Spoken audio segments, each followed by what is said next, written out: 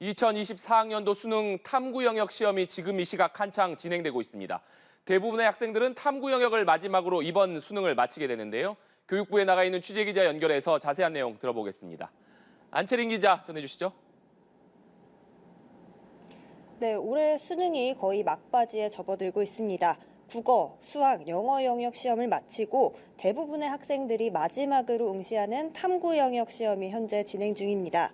각 시험이 끝날 때마다 문제가 공개가 되는데요. 1교시 국어에 이어 수학 문제까지 공개가 되면서 EBS 강사진들의 분석이 속속 나오고 있습니다.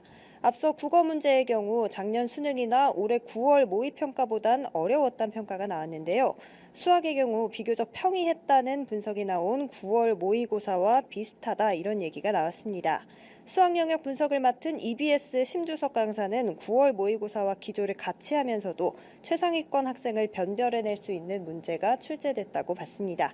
지난 9월에 수학 만점자가 2,000명 이상 나온 상황을 고려한 조치로 풀이됩니다.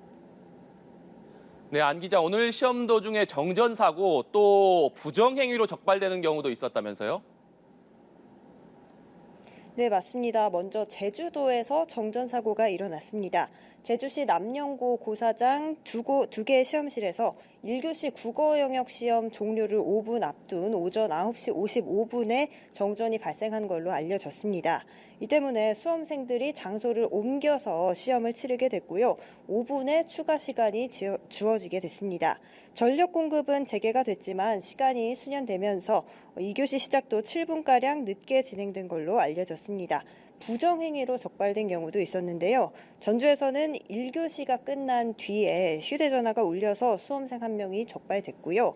또 다른 학교에서는 디지털 시계를 갖고 있던 학생이 2교시 감독관에게 퇴실 조치되기도 했습니다. 네, 한편 문제를 출제한 한국교육과정평가원, 오늘 출제 경향을 발표하면서 킬러 문항은 배제했다 이렇게 밝혔다고요?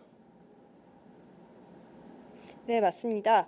평가원 측은 오늘 출제 경향을 설명하면서 이번 시험에서 킬러 문항이 빠졌다는 점을 다시 한번 강조했습니다.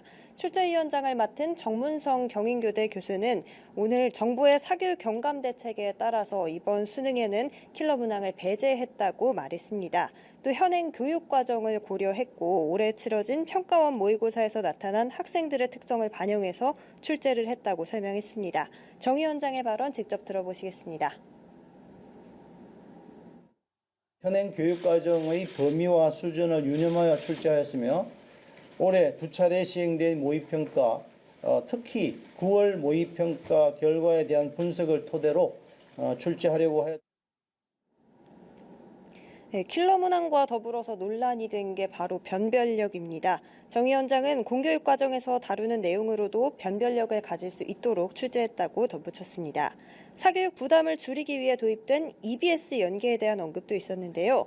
문항 수를 기준으로 연계율 50%를 유지했고 문항을 변형하는 식의 간접 연계 방식을 사용했다고 설명했습니다. 평가원 측은 또 공정한 수능을 위해서 국어나 수학처럼 선택 과목이 있는 경우 선택에 따른 유불리가 두드러지지 않도록 주의했다고 밝혔습니다. 수능에 관련한 분석이나 추가적인 소식은 이곳에서 더 전해드리겠습니다. 지금까지 정부 세종청사에서 전해드렸습니다.